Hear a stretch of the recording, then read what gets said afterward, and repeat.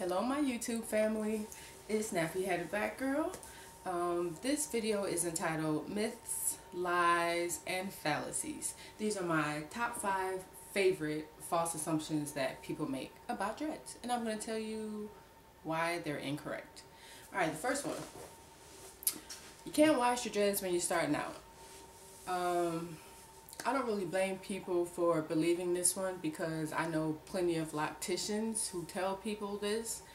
Let me say that dreads don't happen overnight. It takes time and patience for dreads, which means that when you wash them the first time, yes, they might come out because that's what they do.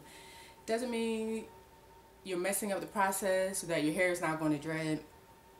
It's just what they do. And guess what? When you go to the salon or to your loctician and have them wash them, they come out then also. They simply retwist up the ones that came out and keep it moving. And that's the same thing you should do. This is why people think that dreads are dirty, because some dreads are dirty because people don't wash them. And I don't understand that you don't wash them but you're still putting product in them and you're still sweating and stuff. That's just nasty. That's like not washing your behind for 6 weeks. Like, who does that? It's really unhealthy and it breeds bacteria, which will be very bad for your dreads in the long run. So cut that out. Second, I have my little handy dandy notepad here. Oh yeah, you have to use certain products to dread your hair. This is not true. You don't have to use shea butter. You don't have to use ORS lock and twist gel. You don't have to use Carol's Daughter. You don't have to use Jamaican mango and lime. I think that's the name of it. People use these products because they work for their hair, and that's fine. But it doesn't mean it's going to work for yours. What you have to understand about your hair is that it's not like anyone else's. So just because those are popular products and people use them doesn't mean that you have to use them. Now, they might work for you, and that's fine. But you have to experiment and find out what your hair likes and what it doesn't.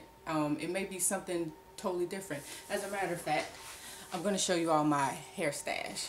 So, follow me.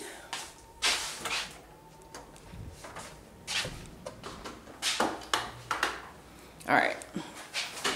Let me see if y'all can see that. This is my stash. As you can see, it's all VO5 and Suave, because that's what I use. So, oh, by the way, this here didn't work at all for my hair. So if you want it, just let me know. I'll send it to you. I'll put the link in my blog. Like, I blogged about why it didn't work for me. So if you want to check that out, you can. But just like shoot me an email and let me know. But anyway, all that to say that what works for you may not work for me. So find out what works for you and use it. Alright. Number 3. Oh, you have to retwist your hair. This is one of my favorites because as you can see by my hair, it's not true. Alright, look. You see all this here? I even got some that just don't even belong to a dread. Just kind of do what they want to do. All this is loose hair here. You don't have to twist, latch, palm roll, braid your roots. If you want to, that's fine. But I've said this before. It's all personal preference. Your hair will dread on its own. You don't have to do anything to it for it to dread. All the extra stuff that we do and all the product we use, that's personal preference. That's for aesthetic purposes, meaning how we want it to look. But you don't have to do that. So don't let people tell you that you have to get your hair retwisted every four weeks, or you know, you have to have your diamond shaped parts. I mean, if that's what you want, it's cool, but you don't have to have it in order for your hair to dread. So please know that. Oh, number 4, you have to be Rasta or Jamaican to have dreads. Let me just say that, first of all, Jamaicans don't necessarily see dreads as a positive thing. I know a few Jamaicans. I used to date one actually, and he cut his dreads off because his father didn't like them. Like, I don't know where people get this notion that, you know, you have to be a certain religion or from a certain background to have dreads.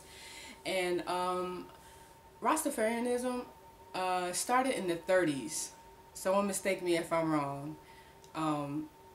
And people have been locking their hair since there are certain religious sects that have been dreading since pre-Christian times. That means before Christ. And if I'm not mistaken, that's more than 30 years ago.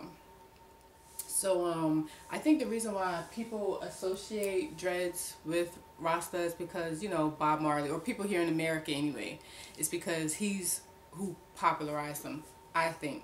And so we associate that with him, associate him with being a Rasta, blah, blah, blah. But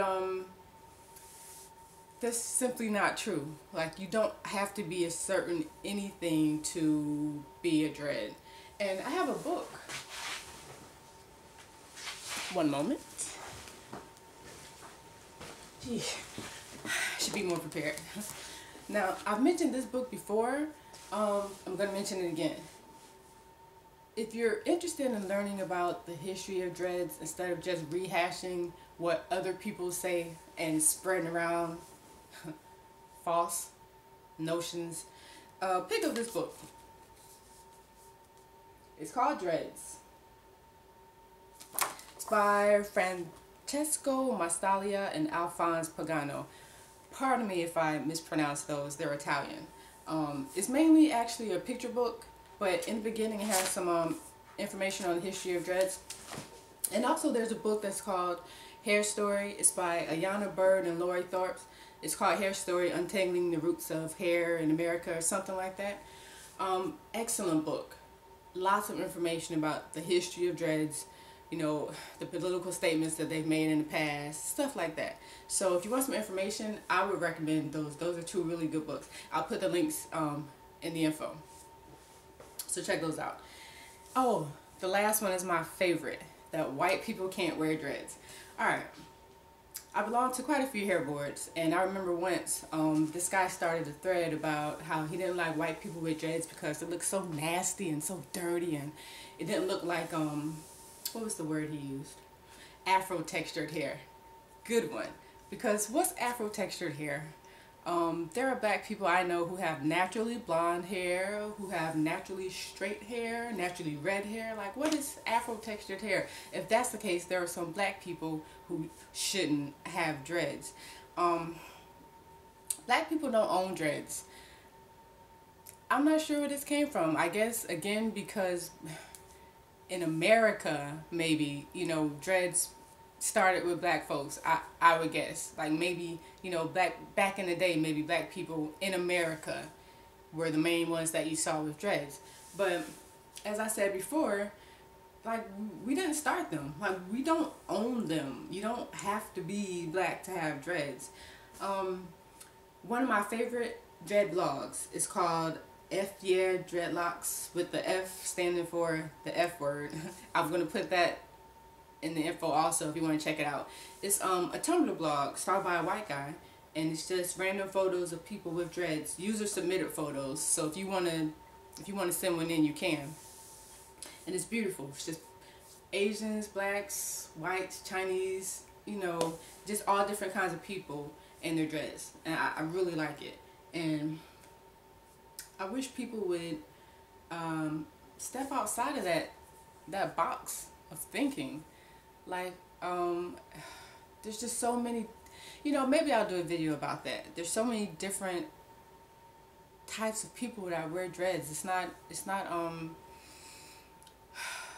just one type of, like, you can't steal something from someone that never owned it. Like, you can't steal dreads from black people because black people don't own dreads. Like, you can have dreads. All types of hair can dread, by the way. Like, you don't have to have hair like mine for it to dread. Straight hair would dread too. You just have to leave it alone. Dreading is so easy. It's just really us that make it difficult. If you leave your hair alone, it will dread. So white people can have dreads, and they may start them differently than we do, but it doesn't mean that they're any different than ours are, if that makes any sense. Anyway, those are my top 5. I know you have some to add because there's so many. Like, I could go on all day about this. So make me a video, comment. I don't erase comments. Like, I don't approve comments. So whatever you say, if you want to say anything about the video, or, you know, if I have any misinformation, let me know. It's cool. That's it. Peace.